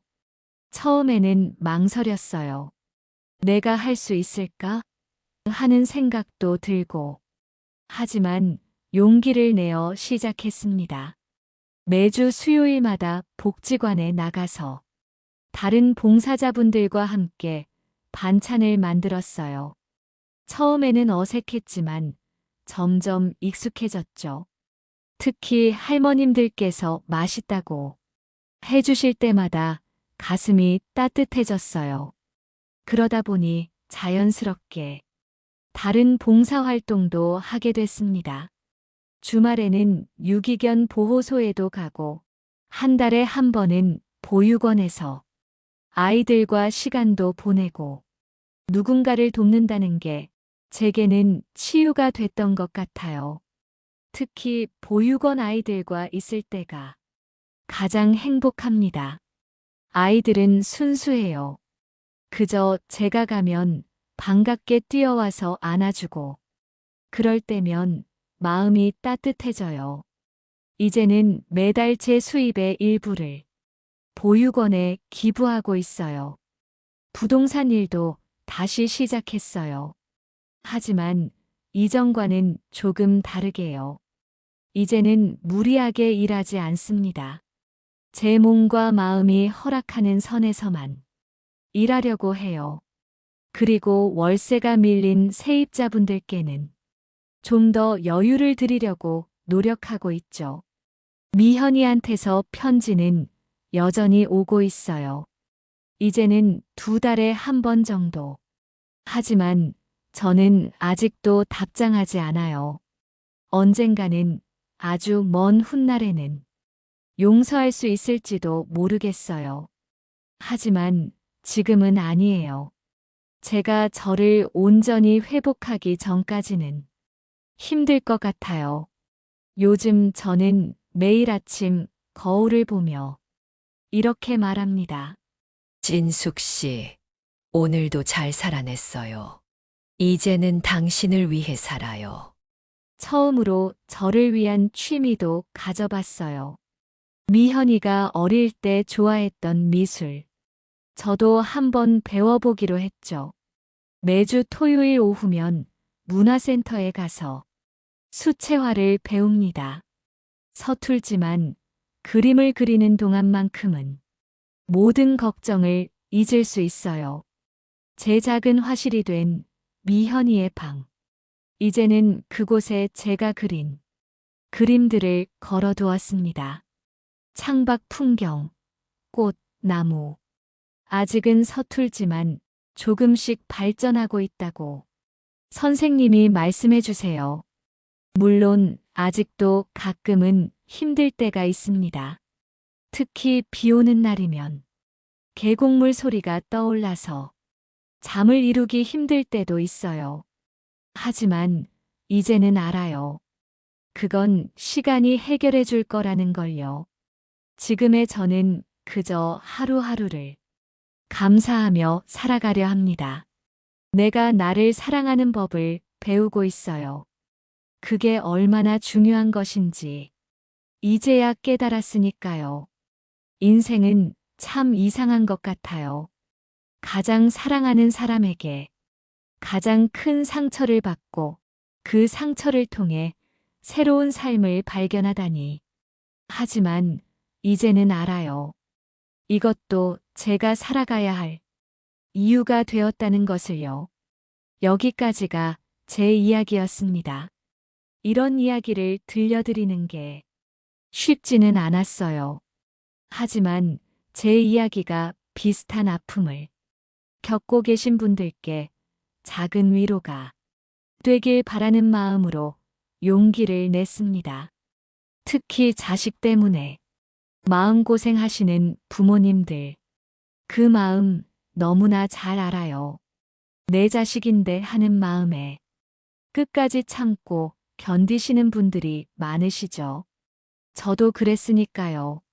하지만 이제는 말씀드리고 싶어요. 당신의 삶이 가장 소중하다는 걸.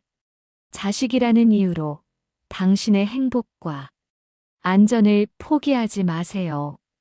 그건 자식을 위해서도 당신을 위해서도 좋은 선택이 아니에요.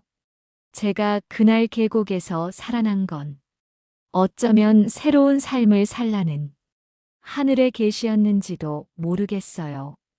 이제는 더 이상 미현이의 엄마가 아닌 김진숙이라는 한 사람으로 살아가려 합니다. 이 영상을 보시는 분들 중에도 비슷한 아픔을 겪고 계신 분이 계실 거예요. 혼자 고민하지 마세요. 전문가의 도움을 받는 것도 좋은 방법이에요. 제가 그랬던 것처럼 당신도 새로운 삶을 시작하실 수 있습니다. 댓글로 여러분의 이야기를 들려주세요. 제가 직접 댓글을 달진 못하더라도 하나하나 꼭 읽어보겠습니다. 우리가 서로의 이야기를 나누다 보면 그 속에서 작은 위로와 희망을 발견할 수 있지 않을까요? 마지막으로 저를 이 자리까지 있게 해준 모든 분들께 감사드립니다.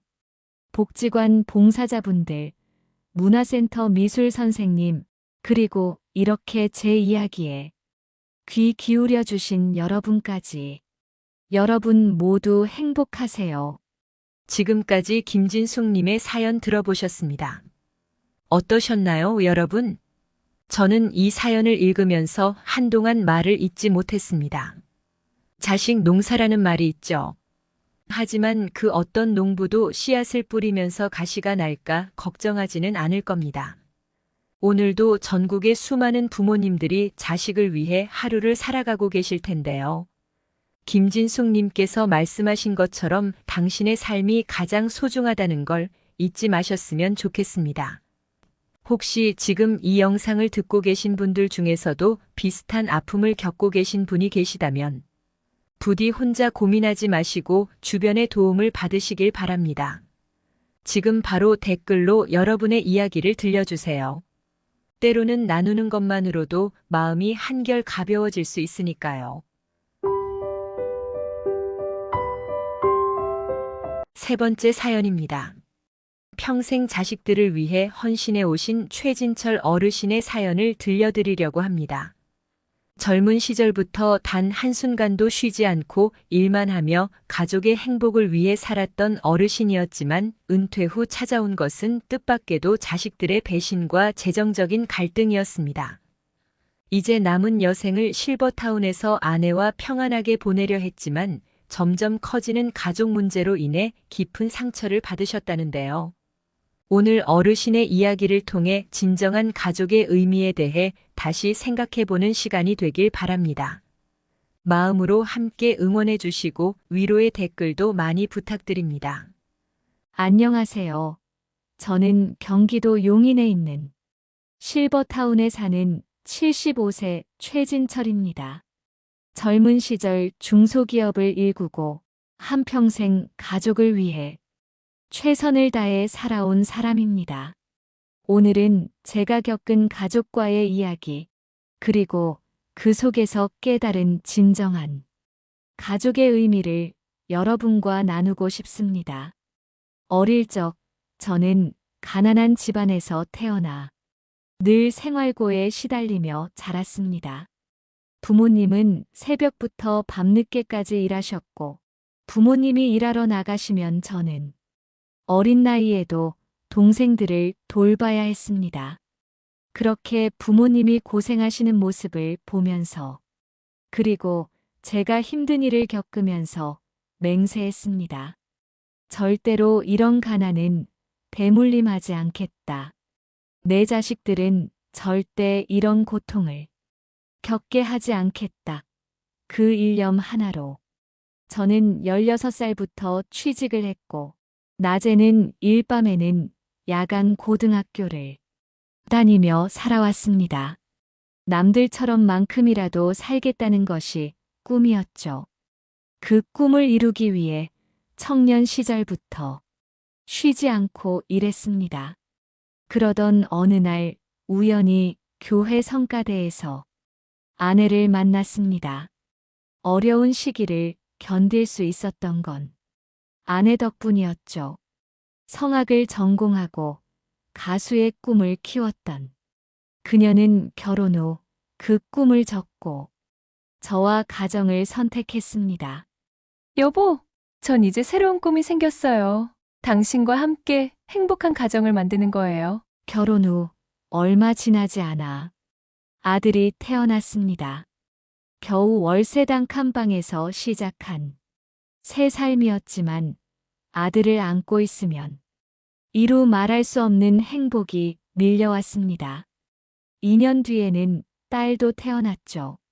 하지만 현실은 녹록지 않았습니다. 아이들이 아플 때면 병원비를 구하느라 발을 동동 굴렸고 밀린 월세 때문에 집주인 눈치를 보며 살았습니다. 그래도 포기할 수 없었습니다. 밤낮으로 일하며 기술을 익혔고 마침내 35에 작은 철공소를 인수할 기회를 잡았습니다. 은행 대출을 받고 아내의 결혼 반지까지 팔아가며 시작한 사업이었습니다. 처음에는 정말 힘들었죠. 밤낮 없이 일했고 휴일도 없었습니다.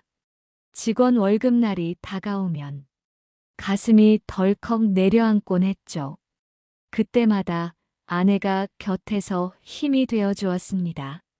늦은 밤 공장에 야식을 들고 찾아와 주었고 힘들 때면 여보, 우리는 할 수 있어요. 당신 곁엔 내가 있잖아요. 라고 말해 주었죠. 그 말이 저를 지탱해주는 힘이었습니다. 아이들은 그런 부모의 모습을 보며 자랐습니다. 아들은 어려서부터 책임감이 강했고 딸은 늘 밝고 긍정적이었죠. 아이들이 공부하는 모습을 보면서 저는 더욱 열심히 일했습니다. 제가 누리지 못한 교육의 기회를 아이들에게는 꼭 주고 싶었거든요. 사업은 조금씩 성장했습니다. 처음에는 단순 철공소였지만 점차 자동차 부품을 생산하는 공장으로 발전했죠. 직원이 20명, 30명으로 늘어나면서 매출도 늘었습니다. IMF 외환위기 때는 정말 힘들었지만 그때도 버텨냈습니다. 직원들 월급을 제때 주기 위해 저와 아내는 끼니를 걸러가며 살았죠. 아들은 법대에 진학했고 사법고시에도 합격했습니다. 딸은 명문대를 나와 대기업에 취직했죠. 자식들이 성공하는 모습을 보면서 저는 그동안의 고생이 모두 보답받는 것 같았습니다. 더구나 회사는 중소기업 대상으로 여러 차례 표창도 받았고 직원이 200명이 넘는 탄탄한 중견기업으로 성장했습니다. 세월이 지나 은퇴할 나이가 되었고 아들도 사회생활하며 많은 경험을 쌓았으니 회사를 이제 물려주고 편하게 살아보자 결심했습니다. 나이가 들다 보니 회사 운영도 힘이 붙이더라고요. 그래서 고민 끝에 은퇴를 결심하고 아들을 제 사무실로 불렀던 날이 떠오릅니다. 창밖으로 늦은 봄의 햇살이 비치고 있었죠. 아들아, 이제 내가 회사를 맡아줬으면 해. 네? 아버지 갑자기 무슨... 내가 이제 나이가 들어서 그런지 피곤하기도 하고 무엇보다 내가 변호사니까 법적인 것도 잘 알고 있을 테고 기술적인 부분은 전문적인 이사를 안 치고 넌 회사 전반적인 부분을 맡아서 해주면 될 것 같아. 네가 원한다면 지금 하고 있는 변호사 일을 하면서 운영해도 괜찮아. 그만큼 자리를 많이 잡았고 나도 한 번씩 들여다보마. 아들의 눈이 흔들렸습니다. 처음에는 망설이는 듯 했지만 이내 결심한 듯한 표정을 지었죠. 아버지 정말 감사합니다. 제가 아버지의 뜻을 이어받아 회사를 더 크게 키우도록 하겠습니다. 그날 저녁 집에서 가족들과 함께 축하 자리를 가졌습니다. 아내는 기쁜 듯 웃으면서도 한편으로는 걱정스러운 눈치였죠. 여보, 갑자기 은퇴를 결심하시다니 건강이라도 안 좋으신 건 아니죠? 아니야. 그저 이제는 쉬고 싶어서. 그리고 아들이라면 잘 해낼 거라 믿어. 딸도 그날 축하한다며 샴페인을 들고 왔습니다. 아빠, 오빠가 잘할 거예요. 걱정 마세요. 그렇게 아들에게 회사를 물려주고 전 정말 모든 꿈을 이룬 듯 기뻤고 드디어 저도 편히 쉴 수 있는 때가 온 것 같았습니다. 아내와 함께 좋은 실버타운에 들어와 여생을 보내려 했죠. 하지만 그때는 몰랐습니다. 진정한 시련은 그때부터 시작되리라는 것을. 은퇴 후 아들에게 회사를 물려주고 처음에는 잘 해낼 거라 믿었죠. 하지만 얼마 지나지 않아 아들이 찾아왔습니다. 아버지, 변호사 일과 회사 운영을 함께 하려니 너무 힘듭니다. 밤낮으로 일해도 시간이 부족해요. 아들의 고민을 듣고 저는 이해했습니다. 한 사람이 두 가지 일을 모두 완벽하게 해내기는 어렵죠. 결국 아들은 변호사 일을 접고 회사 경영에만 전념하기로 했습니다. 하지만 상황은 나아지지 않았습니다. 오히려 더 자주 회사가 어렵다며 찾아왔죠. 아버지, 거래처들이 자꾸 단가 인하를 요구해서 직원들 월급 주기도 빠듯해요. 원자재 가격이 올라서 수익이 너무 떨어졌어요. 이러다 회사가 무너질 것 같습니다. 매번 회사 운영이 어렵다는 아들의 하소연을 들으며 마음이 아팠습니다. 제가 평생 일구어온 회사인데 이대로 망하게 할 순 없었죠. 생각해보면 법만 알지 경영 쪽은 모를 수도 있겠구나 생각했습니다. 그래서 제가 좀 도와줘야겠다 생각해 회사에 나갔고 장부를 보게 되었습니다. 그런데 이상한 점을 발견했죠. 대규모 자금이 계속해서 개인 계좌로 빠져나가고 있었던 겁니다. 조금 더 자세히 들여다보니 아들이 회사 자금을 마치 자신의 개인 계좌처럼 사용하고 있더군요. 아들을 불러 어떻게 된 일인지 물었습니다. 아버지 죄송해요. 사실은 제가 이전부터 좀 어려웠어요. 아들은 고개를 푹 숙인 채 말을 이어갔습니다. 변호사 사무실을 운영할 때 생각보다 쉽지가 않았어요. 그래서 은행 대출도 늘어나고 아이들 교육비도 많이 들었고요. 그래, 변호사라는 직업이 겉보기와 달리 쉽지 않으니 그럴 수도 있다고 생각했습니다. 하지만 장부를 보니 한 번이 아니더군요.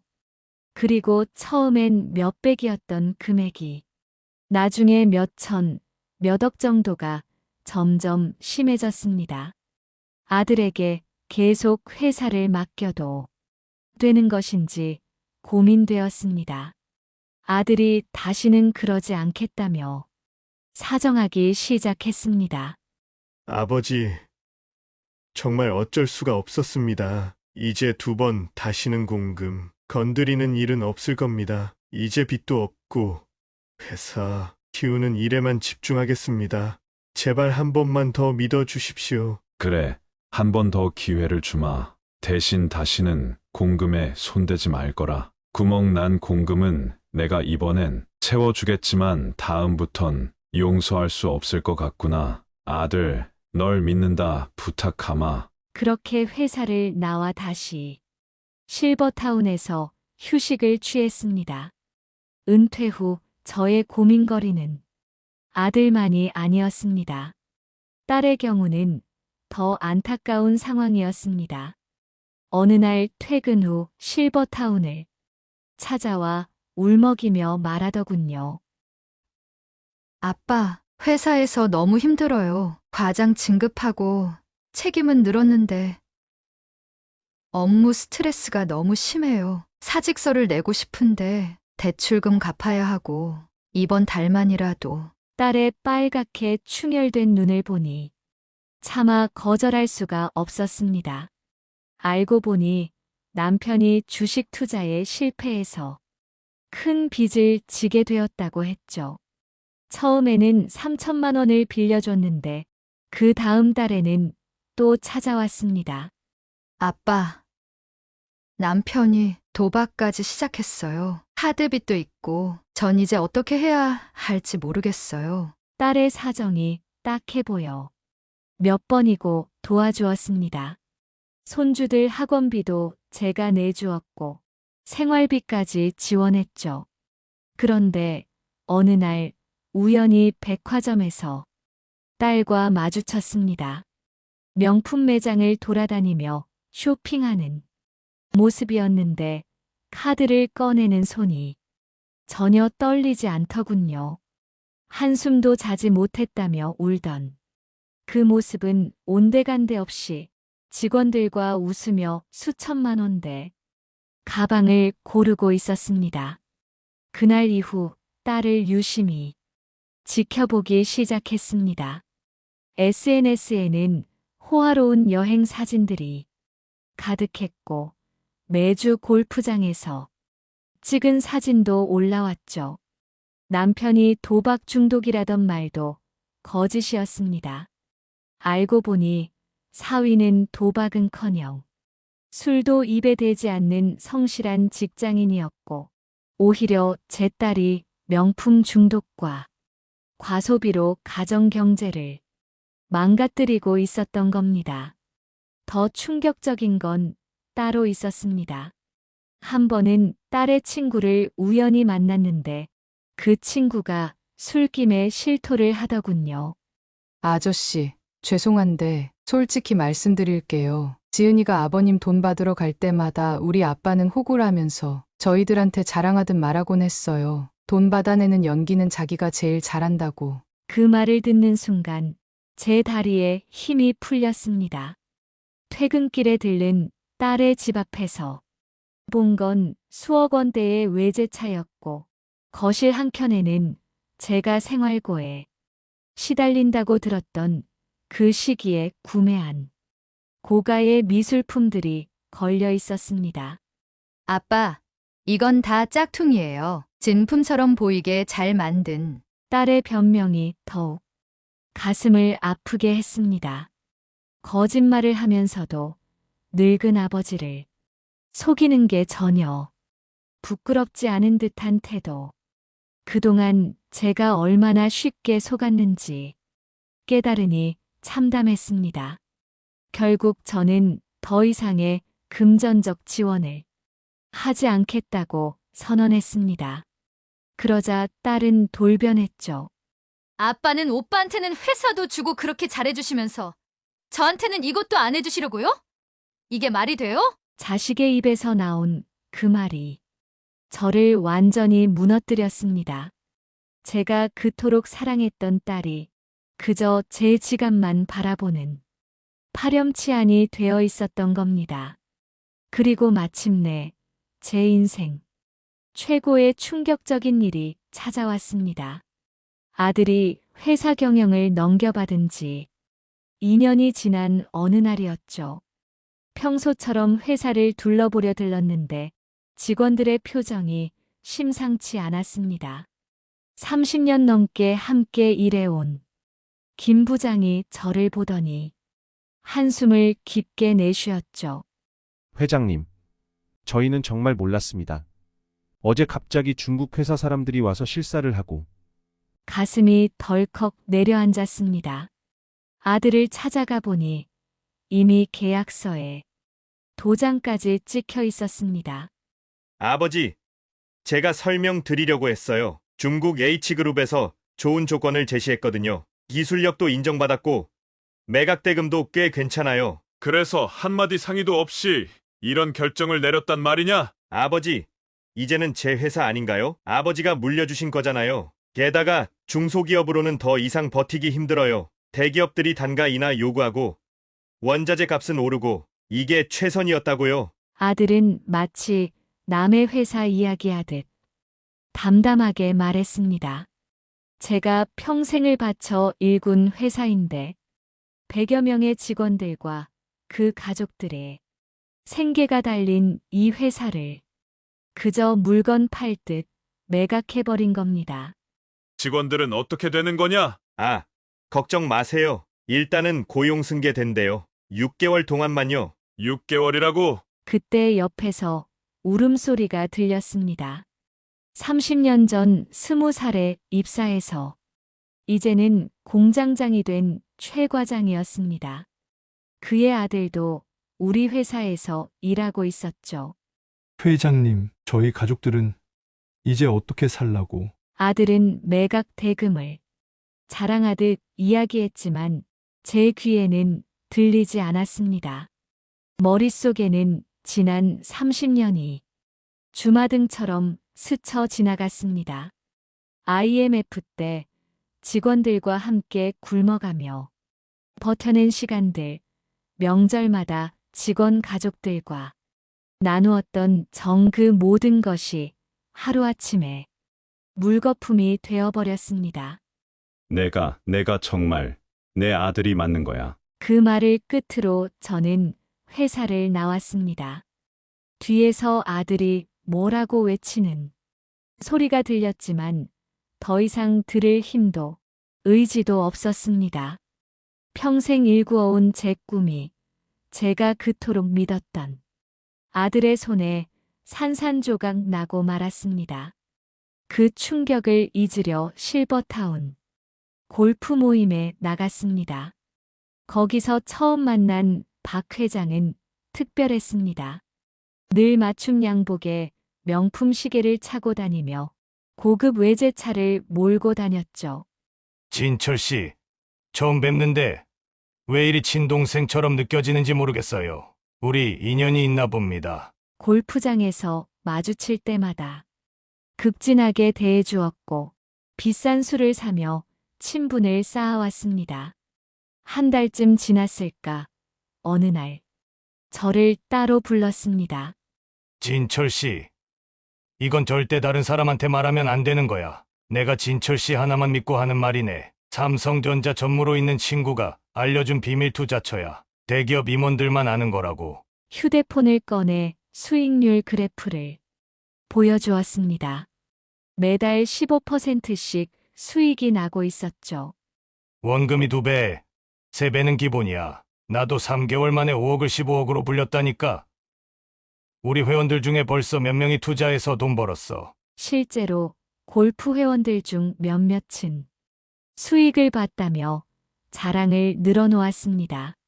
새 차를 뽐내는가 하면 손자들 유학 보냈다는 이야기도 하고 모두가 호화로운 생활을 하는 것 같았죠.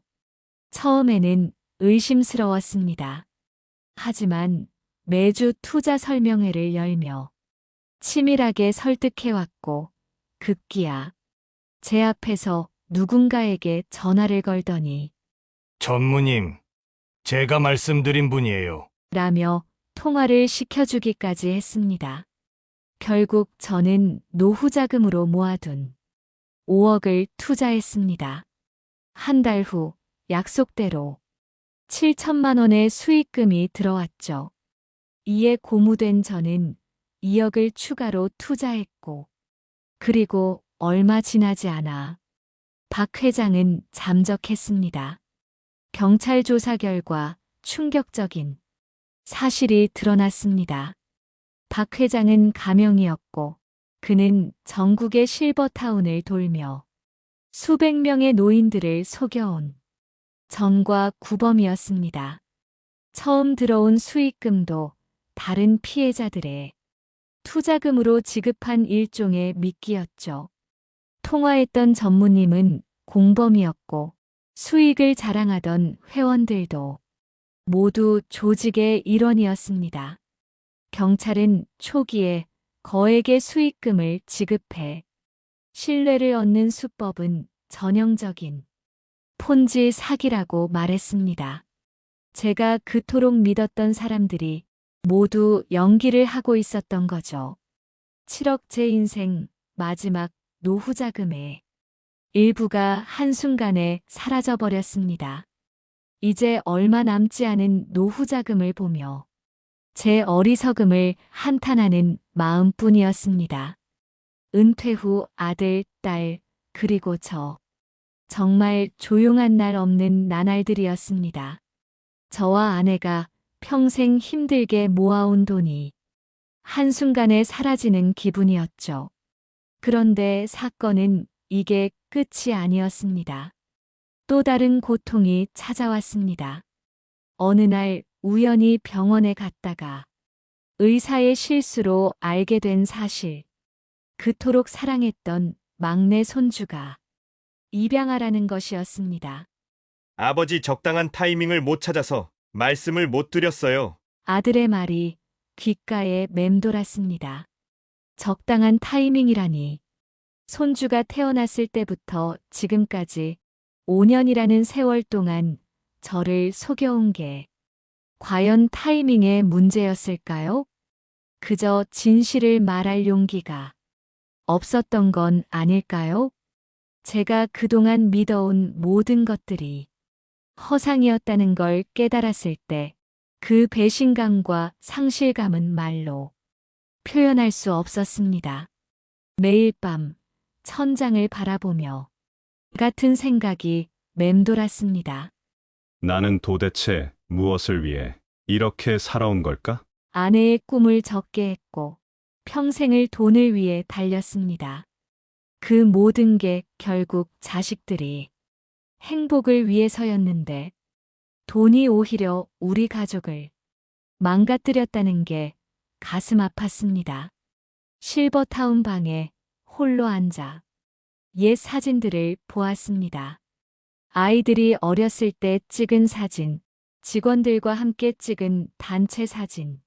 문득 깨달았습니다. 제가 진정으로 행복했던 순간은 돈을 벌었을 때가 아니었습니다. 아이들과 함께 보낸 소소한 시간들, 직원들과 함께 회사를 일구며 보낸 순간들. 그때가 진정한 행복이었죠. 한 달간의 깊은 고민 끝에 결심했습니다. 남은 재산 전부를 청소년 보육시설에 기부하기로 한 겁니다. 특히 부모와 떨어져 살아가는 아이들을 위한 장학금으로 써달라고 했습니다. 제가 어릴 적 겪었던 그 고통을 다른 아이들은 겪지 않았으면 했거든요. 이 결정을 알렸을 때 자식들의 반응은 격렬했습니다. 아버지, 정신이 있으신 거예요? 그동안 우리가 뭘 잘못했다고? 아빠, 그럼 저희는요? 저희한텐 한 푼도 안 주시겠다는 거예요? 하지만 이번만큼은 제 뜻을 굽히지 않았습니다. 오히려 담담하게 말했죠. 너희에게 줄 수 있는 가장 값진 유산은 이런 결정을 내린 아버지의 마음이란다. 돈이 전부가 아니라는 것을, 그리고 진정한 사랑은 계산하지 않는다는 걸 보여주고 싶구나. 처음에는 발을 굴렀던 자식들도 시간이 지나며 조금씩 달라지기 시작했습니다. 어느 날은 아들이 찾아와 울먹이며 말하더군요. 아버지, 정말 죄송합니다. 회사를 팔아버린 것도, 아버지 돈을 함부로 쓴 것도 이제야 아버지 마음을 조금은 알 것 같아요. 제가 얼마나 이기적이었는지. 딸도 변화하기 시작했습니다. 봉사활동을 시작했다면서 보육원 아이들과 찍은 사진을 보여주더군요. 아빠, 처음으로 제가 가진 것에 감사하다는 걸 느꼈어요. 그동안 전 항상 부족하다고만 생각했는데. 가족 관계는 천천히 하지만 확실히 회복되어 갔습니다. 이제는 돈 이야기 대신 서로의 일상과 고민을 나누는 대화가 많아졌습니다. 손주들도 할아버지가 왜 그런 결정을 했는지 이해하게 되었다고 하더군요. 보육원 아이들과 만나는 시간도 늘었습니다. 그들과 이야기를 나누다 보면 제 어린 시절이 떠오르곤 합니다. 그들의 눈빛에서 저의 과거와 희망찬 미래를 동시에 봅니다. 이제야 깨달았습니다. 가족이란 건 서로에게 짐이 되는 관계가 아닙니다. 함께 성장하고 서로를 이해하고 존중하는 관계여야 하죠. 돈으로 맺어진 관계는 결국 돈이 다하면 끝나버립니다. 하지만 진정한 사랑과 이해로 맺어진 관계는 영원히 지속됩니다.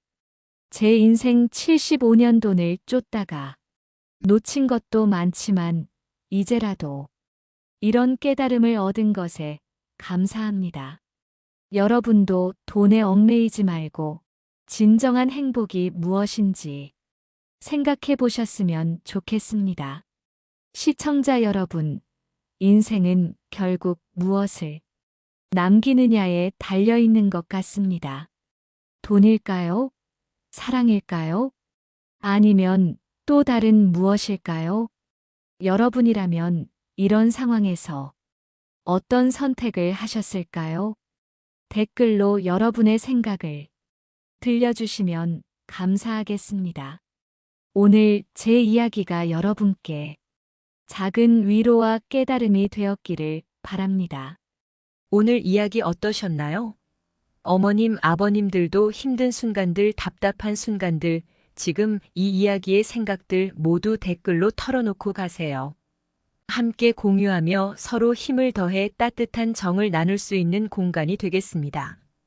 다음 이야기로 찾아뵙겠습니다. 감사합니다.